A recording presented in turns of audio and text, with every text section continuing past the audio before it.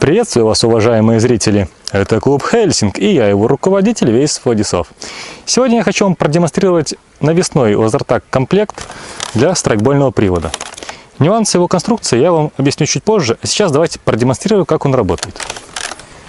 Активируем Лазертаг комплект.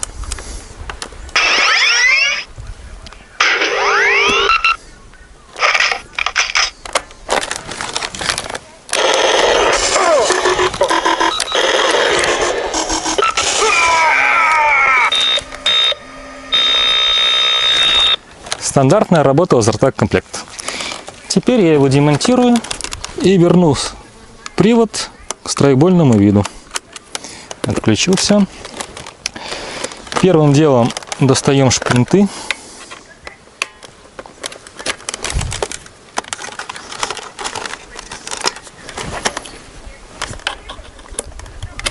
Вначале необходимо отсоединить провода излучателя. Это делается при помощи отвертки.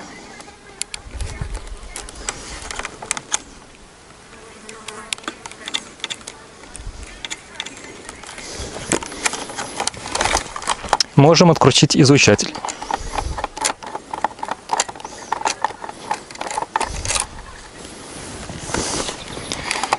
Теперь можем отключить спусковой крючок, который подсоединен к стандартному разъему питания. И снимаем магазин. Магазин, в котором и находится вся Лазертаг электроника. Подключаем аккумулятор.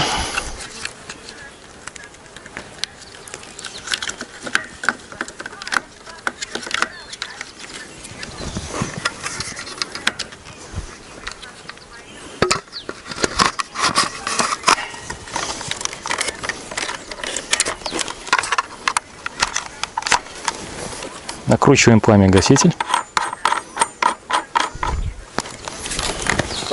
Направляющая для шариков.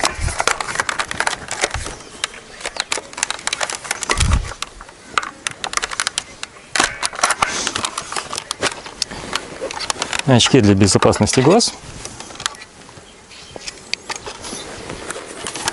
Ну и рок-н-ролл.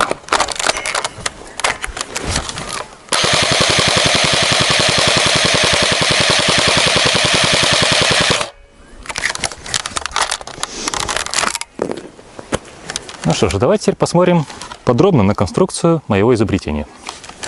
Суть его крайне проста. Вся электроника монтируется внутрь магазина.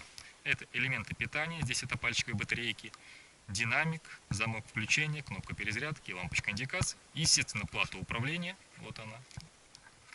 И выведены две клеммы для проводов излучателя и подспусковой крючок. При монтаже провода просовываются внутрь стола и выводятся через камеру HOOPUP.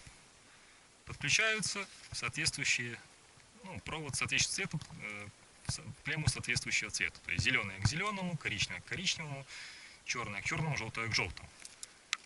И подключается спусковой крючок к стандартному разъему питания.